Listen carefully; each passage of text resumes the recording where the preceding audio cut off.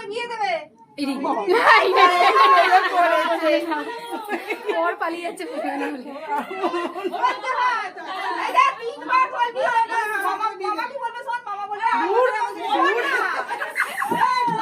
এই এখন একটু বলবি আমি তোমার কথা বউ নিয়ে আসবো। মামা আমার করে বিয়ে দেবে। মামা 3 বার বলবে, মামা 3 বার বলবে আর বছরে আমন দিবে।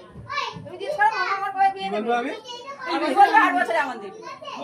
মানে এমন দিনে আমার মতনই আর বছরে এমন দিনে